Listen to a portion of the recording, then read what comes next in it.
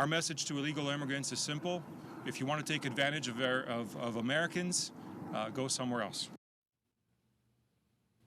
And welcome back to Square Off. That was House Speaker Ben Toma announcing a new crackdown on undocumented immigrants, a requirement that local governments check the immigration status of all recipients of public benefits and other government services. Here's the wrinkle. Toma's resolution is a ballot referral that will go straight to the November ballot, not to Governor Hobbs' desk, where she would likely veto it. That's one of several proposed ballot referrals by Republicans, a way to avoid Hobbs' well-used veto stamp. Will that strategy work? We're back with Republican Paul Bentz, Senior Vice President at Highground Consulting, and Democrat Mike Haener, partner at Lumen Strategies. Ben Toma's ballot referral was approved by the House just last week. Is this, it's one of several, is this a sound strategy by Republicans to get around Katie Hobbs? Well, it's definitely a strategy to get around the governor's veto.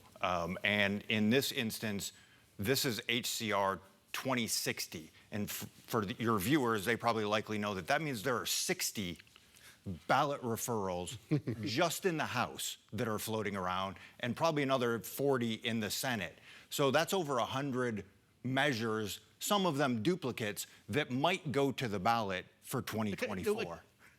No way. Yes, way. Yes. That's inconceivable. Can that happen?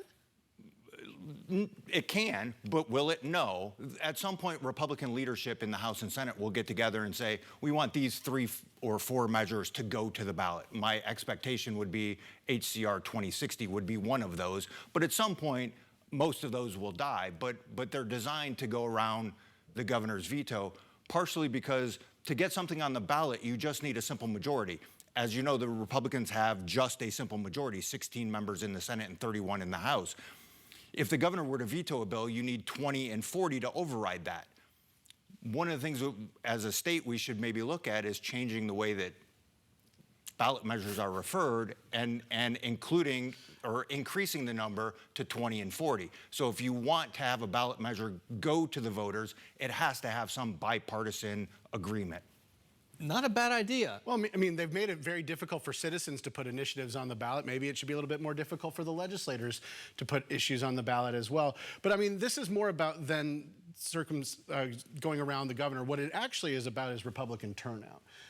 Immigration is the top issue facing the state of Arizona, is the #1 by far. Nearly 3/4 of Republicans think it's their top issue.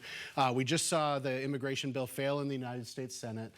Things are not being done on immigration. There's a strong concern about what's going on at the border, and this is a Republican response. They put something on the ballot. That is an ability for them to turn out Republican voters to address the issue, to get them excited and activated. We look on the left, we see the abortion bill has a very similar approach. Putting abortion on the ballot gets younger voters, more progressive voters to show up for the ballot. This is a way for Republicans to ensure that Republicans show up as well by putting immigration on the ballot. Makes it harder for the abortion bill and maybe even Prop 123, the education of school funding, to get attention. Do all these ballot measures start fighting for attention and voters just maybe drown it out? It all depends. I think, again, most voters know what they're voting on when it comes to ballot measures. But kind of going back to the immigration issue and the border issue, you know, I've lived here for 30 years. We've had this discussion for about at least that long. Yeah. You know, the Gang of 8, the Gang of 4, all these people trying to do immigration reform. We had a bill in the Senate just a few weeks ago that failed.